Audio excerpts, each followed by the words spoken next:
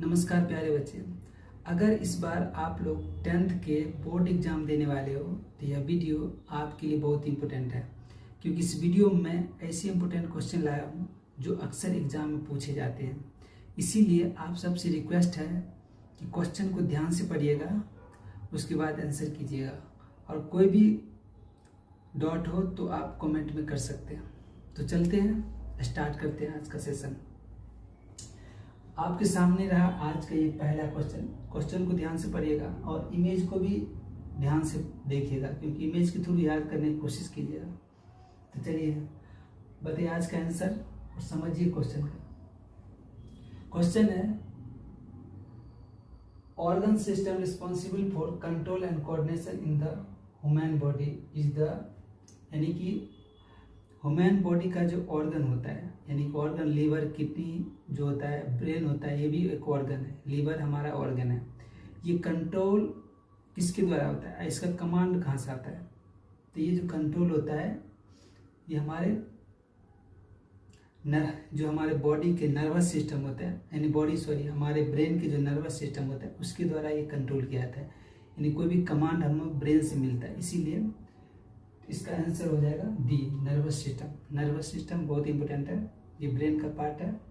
तो चलिए अगला क्वेश्चन हो गया, इस इमेज को देखिए। नर्वस सिस्टम जो हमारा दिमाग होता है वहां से। चलिए अगला क्वेश्चन देखते हैं। क्वेश्चन है, ये क्वेश्चन का आंसर दीजिए।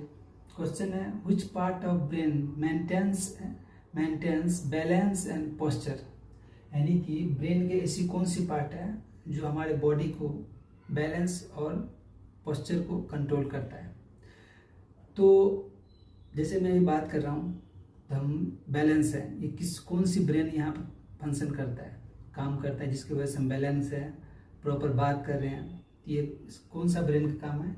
इस ब्रेन का काम है सेरिबेलम, जो सेरिबेलम में जो पार्ट ऑफ ब्रेन है, इसलिए इसका आंसर हो जाएगा सेरिबेलम। सेरिबेलम आंसर हो जाएगा बी। तो चलिए देखिए, सेरिबेलम जो होता है ना, बैक साइड ऑफ ब्रेन के बैक साइड होता है, इसीलिए इसका सेरिबेलम याद कर लीजिएगा। क्वेश्चन याद रखिएगा इमेज के थ्रू आंसर। चलिए अगला क्वेश्चन देखते हैं। क्वेश्चन है, site of photosynthesis in plant cell is, क्या है? प्लांट सेल में जो फोटोसिंथेसिस का प्रोसेस होता है ये कैसे होता है? इस प्लांट सेल में जो होता है क्लोरोप्लास्ट की वजह से प्लांट सेल में फोटोसिंथेसिस प्रोसेस होता है। याद रखिएगा, जो पत्ते में पाया जाता है क्लोरोप्लास्ट, किसी भी प्लांट के पत्ते में होता है, उस क्लोरोप्लास्ट पाया जाता है। तो याद, अगला क्वेश्चन देखते हैं।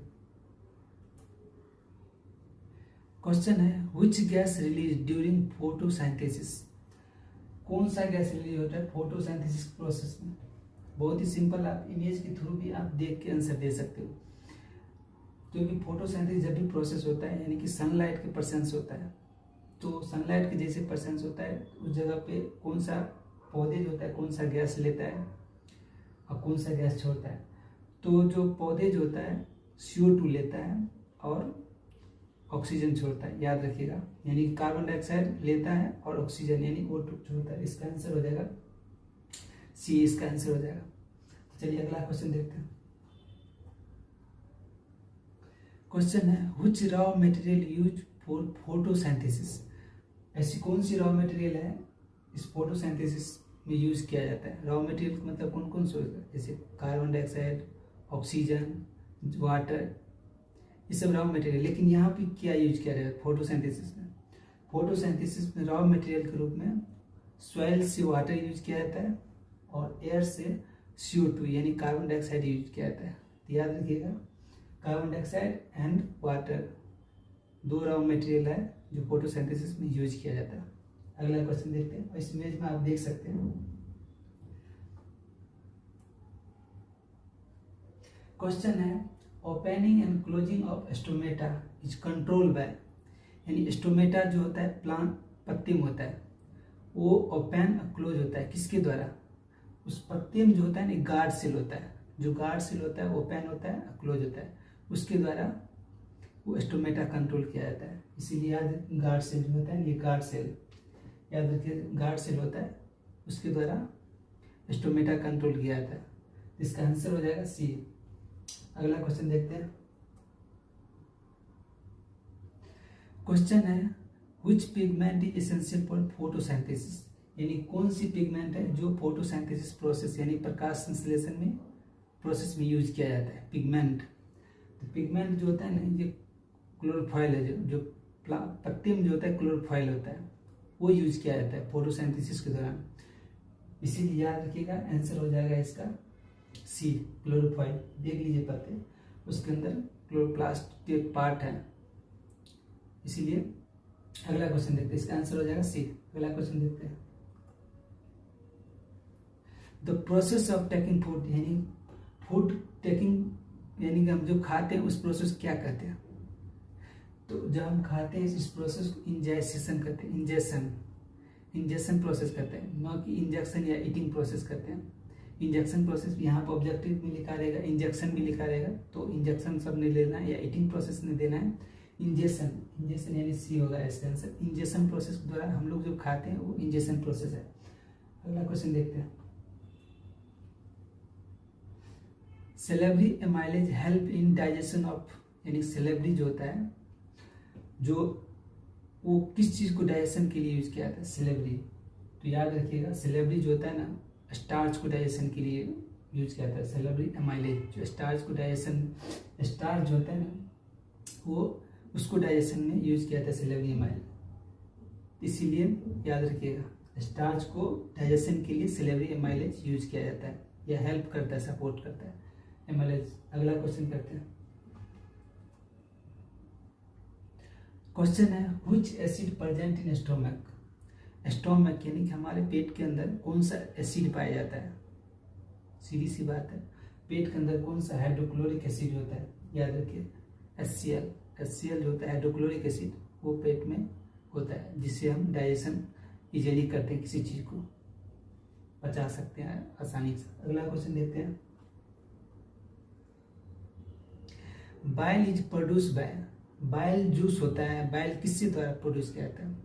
बाइल जो होता है हमारे लीवर, जो हमारे बॉडी के अंदर जो लीवर होता है उसके द्वारा बाइल जूस प्रोड्यूस किया जाता है, यानी कि बाइल। सीधी सी याद रखिएगा, लीवर के द्वारा बाइल प्रोड्यूस किया जाता है, बाइल जूस प्रोड्यूस किया जाता है।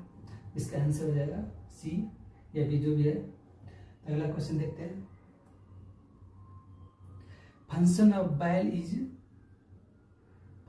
बाइल इज टू, क्या है बाइल का फंक्शन, क्या है बाइल का फंक्शन है इमल्सिफाई फैट्स।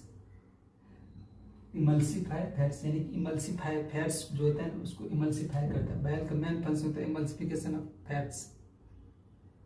याद रखिएगा इसका आंसर हो जाएगा सी। अगला क्वेश्चन देखते हैं।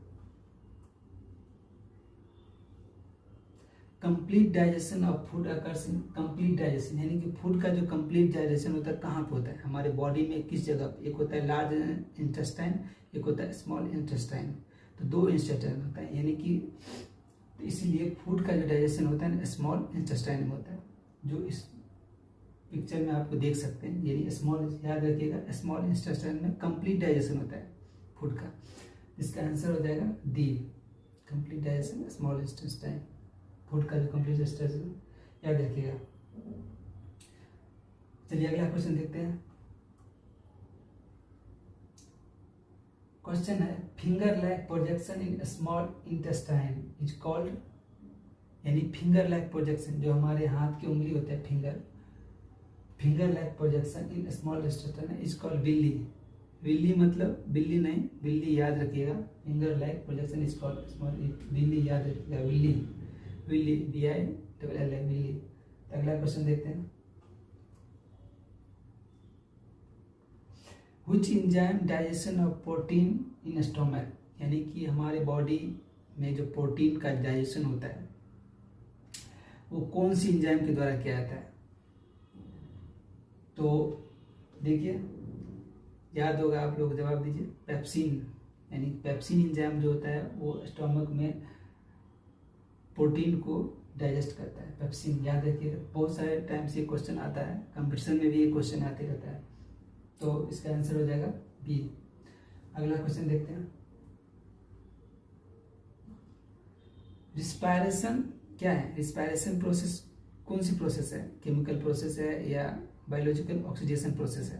देखो बहुत सारे बुक में केमिकल प्रोसेस दिया है, बहुत सारे बुक में ऑक्सीडेशन प्रोसेस भी दिया है, बायोलॉजिकल ऑक्सीडेशन प्रोसेस, दोनों हो सकता है। इसीलिए आपको दो ऑप्शन है, अगर दोनों में से केमिकल प्रोसेस अगर न दिया हो तो बायोलॉजिकल ऑक्सीडेशन प्रोसेस मारिएगा, क्योंकि मैं बायोलॉजिकल ऑक्सीडेशन प्रोसेस यहाँ पर आंसर दिया हूँ, लेकिन वो भी प्रोसेस है, दोनों प्रोसेस यूज किया जाता है इस जगह पर रिस्पायरेशन के दौरान। चलिए अगला क्वेश्चन देखते हैं।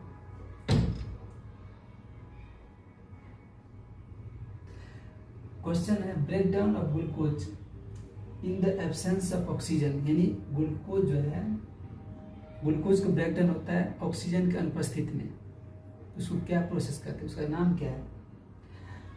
तो इस यानी कि ऑक्सीजन के एब्सेंस में जब भी ब्रेक डाउन होता है ग्लूकोज को, तो उसको एरियोबिक डिस्पायरेशन कहते हैं। एरियोबिक डिस्पायरेशन याद रखिएगा, एरियोबिक डिस्पायरेशन मल्टीपल टाइम्स ये क्वेश्चन पूछ चुका है कंपटीशन एग्जाम में, और 10वां में तो आता ही है, याद रखिएगा एरियोबिक डिस्पायरेशन।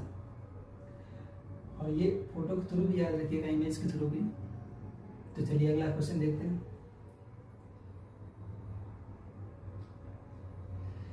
इन human being aerobic respiration occur, aerobic respiration हमारे बॉडी में कहाँ होता है, किस जगह पे एरियोबिक रिस्पायरेशन होता है। तो इसका आंसर हो जाएगा मिटोकॉन्ड्रिया, यानी कि जब हम सांस लेते हैं इसके थ्रू यहाँ से होता है एरियोबिक रिस्पायरेशन होता है, सांस लेते हैं मिटोकॉन्ड्रिया। मिटोकॉन्ड्रिया इसका आंसर देखते हैं, इस फोटो से याद रखिएगा। मिटोकॉन्ड्रिया जो है एरियोबिक रिस्पायरेशन है कि अकर, यानी एरियोबिक रिस्पायरेशन जो है वो मिटोकॉन्ड्रिया की वजह से होता है।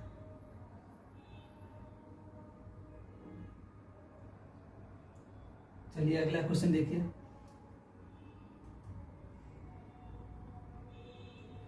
The end product of aerobic respiration, यानी कि इंड प्रोडक्ट क्या हो सकता है एरियोबिक रिस्पायरेशन का। इंड प्रोडक्ट एरियोबिक रिस्पायरेशन होगा कार्बन डाइऑक्साइड और वाटर।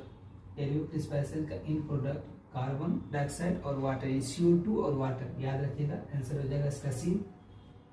अगला क्वेश्चन देखते हैं,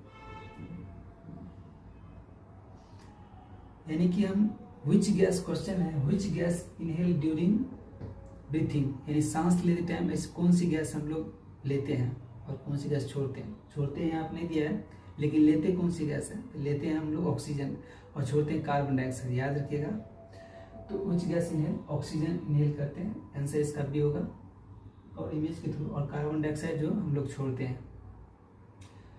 तो चलिए अगला क्वेश्चन देखते हैं। Exchange of gas in lungs occur, यानी गैस का एक्सचेंज लंग में कहाँ पे होता है। एल्वेली, एल्वेली जो है, एल्वेली याद रखिएगा, गैस का exchange of gas occur in alveoli, alveoli, alveoli याद रखिएगा, आंसर हो जाएगा सी। एल्वेली याद रखिएगा, रख 2-4 बार उसको बोलिएगा, याद हो जाएगा। मल्टीपल टाइम्स बोलने से कोई भी चीज़ याद हो जाता है, दिमाग आ जाता है, इसीलिए एल्वेली हो जाएगा इसका आंसर। तो दोस्तों इस वीडियो में इतना ही, 21 क्वेश्चन कंप्लीट हो गया। पार्ट 2 आएगा, उसमें भी 21 क्वेश्चन होगा। तो अगर ये वीडियो आपको अच्छा लगा हो तो लाइक ज़रूर कीजिएगा और फ्रेंड को ज़रूर शेयर कर दीजिएगा।